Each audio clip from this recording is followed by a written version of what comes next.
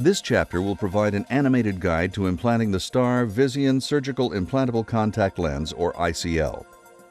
Remember, in cataract surgery, the crystalline lens is removed. In ICL surgery, the crystalline lens is preserved.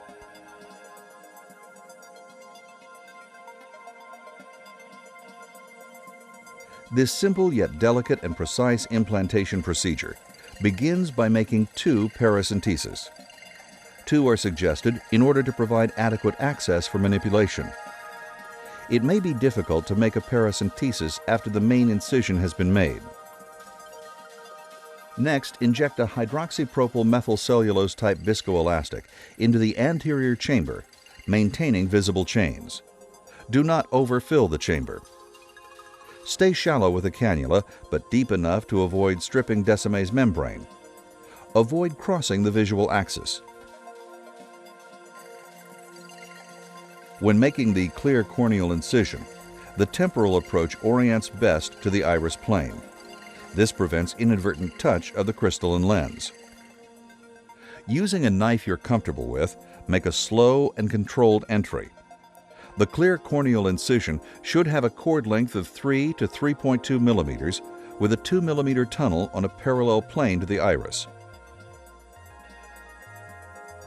You are now ready to inject the ICL. Place the tip of the cartridge with the bevel down just inside the incision. Slowly inject the ICL using a tapping motion until the leading right landmark is visible. The ICL will unfold in a slow and controlled manner. Do not fully inject the ICL until you see the landmarks. Remember, as long as the ICL remains within the cartridge, you still have control of the implantation process. Be patient. If the ICL unfolds with the landmark on the left, it will be delivered upside down and will require removal, inspection, and reinsertion.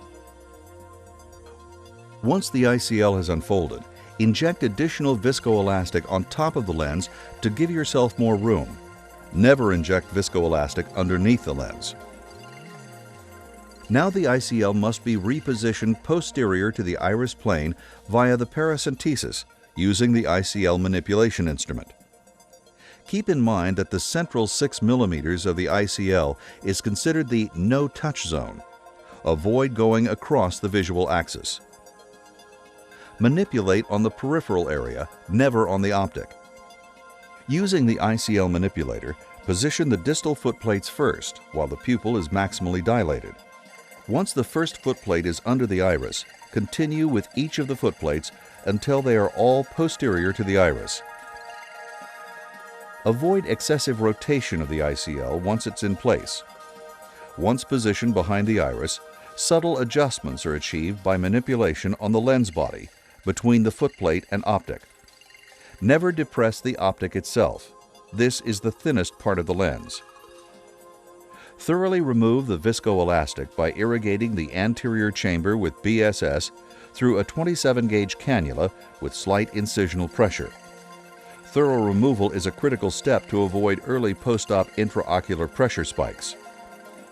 After confirming that the footplates are behind the iris and that all the viscoelastic has been removed, constrict the pupil with Myacal. Test the wound to confirm a self-sealing closure. Following surgery, apply a topical antibiotic, anti-inflammatory, and steroid.